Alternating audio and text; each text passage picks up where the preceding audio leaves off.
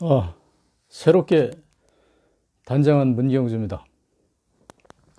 제가 오늘 아침에 어느 유튜브에 오신 우리 귀한 여성 손님께서 지적한 것을 머리에 담고, 너무 우중충하고 얼굴을 찡그리고 막 그래가지고 보기만 해도 아주 소름 돋을 정도로 찡그린다고 그런 그 말씀을 하셨는데, 가만히 생각해보니까 제가 그런 것 같아요. 웃을 줄도 모르고 너무 또 옷도 우중충한 거 입었던 것 같고, 그래서 지금 이 하얀 와이셔츠를 꺼내 입고 아주 새롭게 단장을 했습니다. 내가 능력이 있으면 아까 아침에 저한테 오늘 방송하는 건 내일 할 거거든요. 근데 오늘 지금 저녁 때 돼가지고 지금 이거 녹화를 하고 있는데요. 아까 그런 분하고 살았으면 참 좋겠다 그런 생각이 들더라고요. 근데 제가 사실은 능력이 없어요. 그래서 지금 이제 사실은 혼자 사는 호랩인데 내가 나갈 때마다 주변 사람들이 나보고 뭐라 그러냐면, 여보시오, 옷 좀 제대로 좀 갖춰 입고 다녀. 뭔 그렇게 막 지금 작업복 거기다가 무슨 등산복 그런 거 입고 그렇게 후질근하고 그렇게 다녀. 어디 가서 코디를 좀 하든가, 테레비도 안 봐요. 그러고 그런 지적을 내가 많이 받거든요. 근데 사실 내가 테레비도 안 봐요. 테레비를 본 지가 몇 달 됐나 봐. 테레비 볼 일이 없어. 그래서, 코디라든지, 이런 나를 꾸미는 거, 상당히 제가 무감각해요. 그래서 제가, 얼마 전에 프로필 사진 찍는다고 사진관에 갔는데, 사진사가 나하고 조금 아는 사람이야. 근데 그 사람이 나하고 뭐라 하냐면, 아니, 회장님 싸우고 왔어요? 뭐예요? 그러니까, 왜 이렇게 표정을 굳어요? 좀 환하게 웃어가지고, 이러고 이빨 나오게 좀 한번 웃어봐요. 근데 내가 사실은 이빨 나오게 웃어본 적이 거의 없어요. 근데 사진관에서 이빨 나오게 웃으라고 하는데 보통 힘든 게 아니더라고요. 그게. 그래서 새로운 걸 내가 느꼈는데, 내가 이제 내 삶을 돌이켜보면, 사실은 나는 내 주변 사람들이 내 얘기를 들으면, 당신은 그게 사는 게 아니라 전투를 했구만. 전투적인 삶을 사는 거지. 그게 사는 거야? 딱 이렇게 얘기하더라고. 근데 나도 가만히 보니까 상당히 동의를 해요. 내 삶은 거의 전투적인 삶을 살았다고 그렇게 생각을 하는데, 그게 그럴 수밖에 없는 게, 제가 14살 먹어서 우리 아버지가 돌아가시고 나서 보니까, 제가 이제 외아들이었는데요. 돈이 한 푼도 없는 거야. 땅이 한 평도 없고, 완전히 우리 아버지는 어떻게 사셨냐면, 이 양반이 내가 내가 기억하는 돌아가시 전까지 아버지의 모습은 한 병환으로 이제 누워서 계실 때 한 1년은 빼고, 1년도 아니야. 한 몇 개월 빼고는 거의 상도를 트시고, 갓 쓰고, 하여튼 어떤 일이 있어도 그러고 앉아서 이 글만 읽었거든요. 그러니까 아버지를 보면 아주 무서운 아버지고, 세상에서 제일 우리 아버지가 똑똑한 줄 알았는데, 나중에 이제 돌아가시고 나서 이 세상에 부대끼 보니까 우리 아버지가 제일 똑똑한 게 아니라 완전히 고로운 무슨 공자왈 맹자왈이나 찾는 그런 분이더라고. 그러니까 나하고는 전혀 사상이 180도 틀려.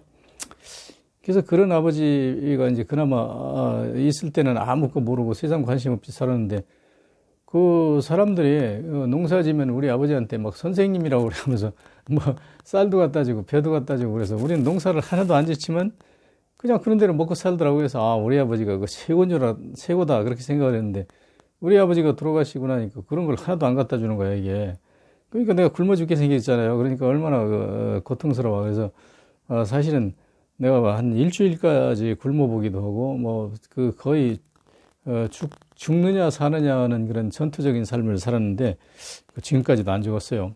근데 그거는 지저분한 얘기 할 필요 없고, 오늘 아침에 저한테 지적하신 여자분 정말 고마운데, 그분의 네 얘기 중에 하나는 내가 좀 그분이 지적이 잘못된 것 같더라고. 왜 그러냐면, 내가 이렇게 강연을 듣다 보면 막 지린내 나고 구질구질한 냄새가 난다고 그러더라고. 그래서 내가 얼른 그분 가고 난 데 가서 속옷을 벗어가지고 냄새 맡아봤어. 근데 지린내는 안 나더라고. 근데 그분은 어떻게 여기서 멀리 떨어졌는지 이 화면만 보고도 지린내 나는 걸 아는지, 하여튼 귀신 같은 분인데, 난 그런 분하고 한번 살아봤으면 내가 좀 새로운 삶이 펼쳐지지 않을까 그런 생각이 드는데, 이제 너무 팍 사가가지고 그런 꿈은 사라지고, 지금부터라도 이 와이셔츠라도 좀 하얀 거 입고 좀 밝게 해보자 해가지고 이렇게 오늘 좀 변신을 했습니다.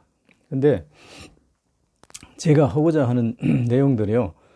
솔직히 제가 지금 머릿속에 들어있는 거는 한 1년 이상 할 것 같아. 그러니까 이걸 빨리 쏟아내겠다는 어떤 욕망, 욕심, 뭐 이런 것 때문에 아주 그냥 마음이 답답해요. 빨리 쏟아내야 되는데. 그런데 사실은 이 언변이 제가 좋은 편이 아니더라고. 이 언변이라고 하는 것은 상대방이 들어서 아주 부드럽고 쏙쏙 들어오게 그렇게 해야 되는데 나는 언어에 대한 교육을 받아본 적도 없고 내 삶에 있어서 누구한테 이런 발표를 해본 적도 없어요. 근데 어떻게 하다 보니까 최근에 글을 이제 쓰기 시작하다 보니까 글보다는 이게 이렇게 말로 좀 한번 해봐야겠다. 왜냐면 글쓰기가 보통 어려운 거 아니고 앉아있으면 엉덩이 아프죠, 허리 아프죠, 막 눈도 침침하죠.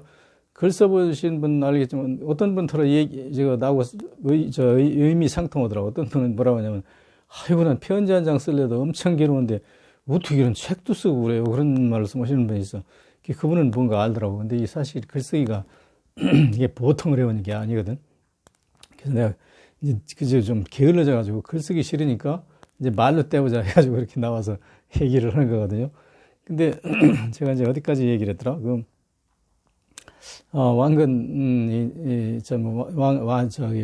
왕무태자가 이제 해종대왕이 돼가지고 충청북도 유씨 부인의 소생인 왕효고 왕소가 이제 쿠데타를 해가지고 아주 왕무의 전라도의 씨족을 다 아주 멸해버렸어요.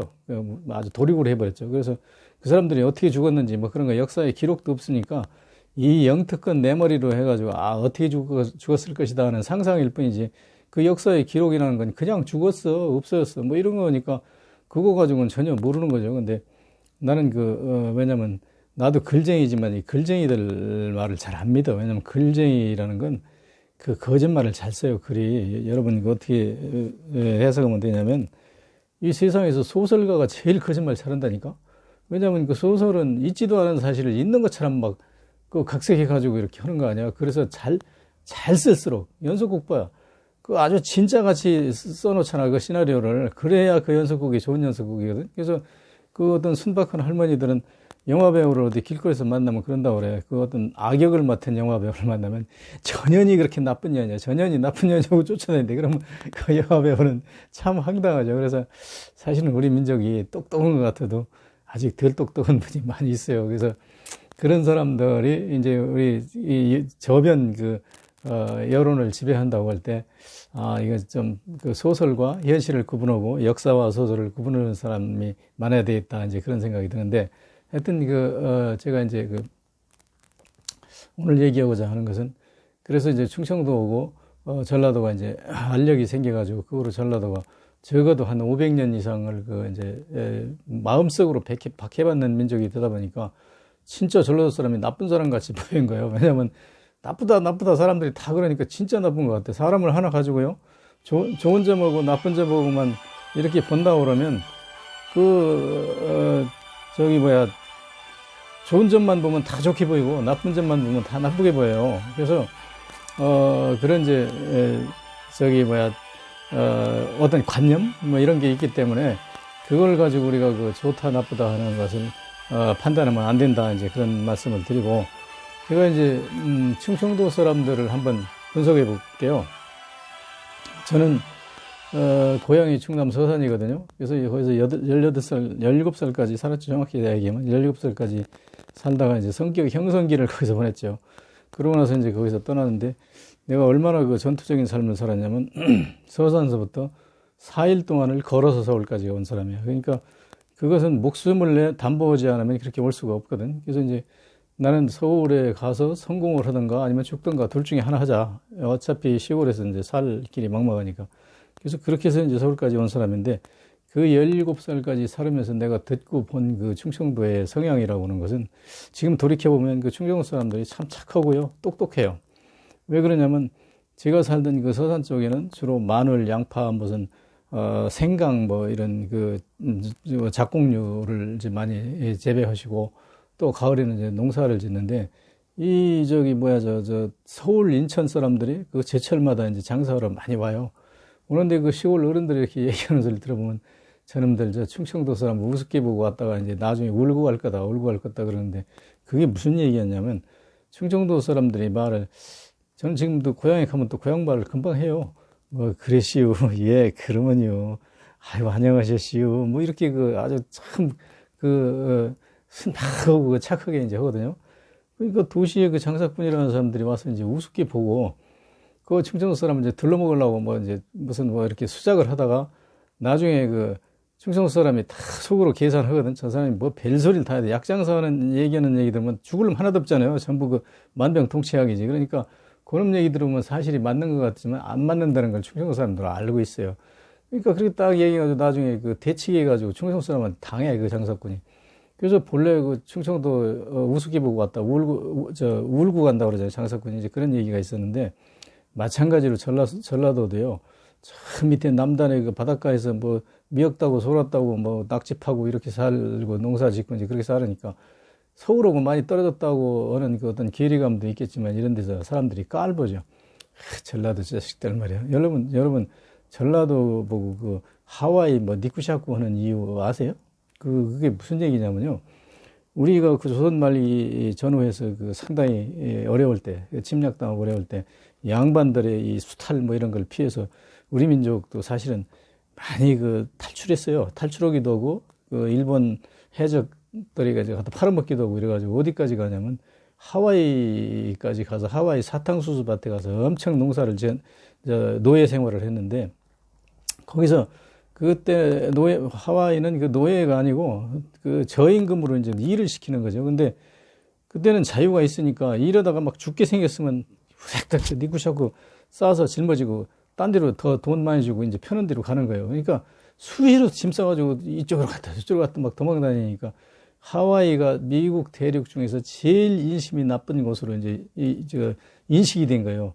그래서 하와이 니쿠샤쿠 오면 거기 일용 노동자들 막 이쪽 갔다 저쪽 갔다 사기치고 그러다 보니까 자연적 거짓말도 하고 뭐 필요한 경우는 약간 뭐 훔치기도 하고 별짓 다 하겠죠. 굶어 죽게 생겼으면 남이 훔쳐도 먹고.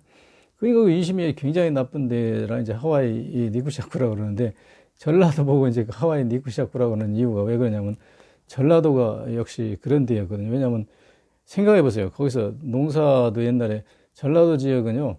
산 그런 게 많지 않아 가지고 전천 농사를 지을 수가 없어요. 그래서 요즘은 이제 사실은 지하수를 개발해 가지고 지금은 가장 농사 짓기 좋은 데가 되는데 옛날에는 지하수 개발 그런 게 없으니까 어디 물을 퍼올 데도 없고 그냥 아주 좀 가물면 농사질 물은 그만두고 사람이 굶어 죽게 생겼다니까. 그러니까 이게 살기가 힘들잖아. 그래가지고 여기서 조금 살다 이제 어디로 이사하고 막 그런 게 있는 데다가 바다에서 이제 뭘 잡고 그렇게 해서 먹고 사는데 그나마 또 외구들이 와서 젊은 사람 잡아가고 어쩌고 그러니까 이게 전라도가 아주 살기가 엄청 고달픈 데야. 그러니까 거기서 온 게 이제 하와이 니쿠샤쿠 전라도고 똑같다 해가지고 하와이 전라도 뭐 이렇게 얘기를 하는데 그 사실은 우리 브레먼 시대에 있었던 어떤 사회의 모순들이에요. 그런 모습들인데 하여튼 지금은 그런 걸 다 탈피해서 이제 사는데 사실은 전라도 충청도가 굉장히 순박하고 착한 사람들이라고 저는 생각을 해요. 그래서 이분들을 이용을 나온 사람들이 깔보고 이용을 나오다가 나중에 자기들이 이제 데려 당하죠. 그러고 나서 나쁜 놈들이라고 그러는데 사실은 나는 반대로 생각을 해요. 왜냐하면 이용을 나온 사람들이 더 나쁜 놈들이다. 근데 쥐가 이용을 하고 나쁜 맘 먹고 덤볐다가 안 속어는 보니까 나쁜 놈이라고 그러면 그거 안 되는 거죠. 그러니까 전라도나 충청도나 뭐 경상도나 사람들 본질은 다 착한 사람들이에요. 착한 사람인데 그 사람을 어떤 방법으로 어떤 목적으로 접근하느냐에 따라서 나쁘고 좋고가 가려지는데 전라도가 이제 박해를 받은 것은 그런 정치적인 배경이 있었고 거기서 이제 오는 어떤 잘못된 인식 그런 거에다가 몇 가지 이제 여건에 의해서 전라도가 사실은 박해받았다고 이렇게 생각이 되는데 저는 그래서 이제 이 전라도나 충청도나 관계없이 좋은 사람이다 하는 것을 전제를 하고 지금까지 이제 제가 얘기한 거는 충청도고 전라도고 싸워서 사실은 충청도가 광종, 정종을 고려의 3대, 4대 왕으로 영립하고 전라도 해종대왕 일가는 아주 말살시켜버렸다 하는 측면에서 배격하는 그런 어떤 갈등 관계를 이제 말씀드렸는데 앞으로는 이제 그 관계의 다른 측면에서의 분석을 해볼 그런 생각입니다. 오늘 여기까지 하겠습니다. 감사합니다.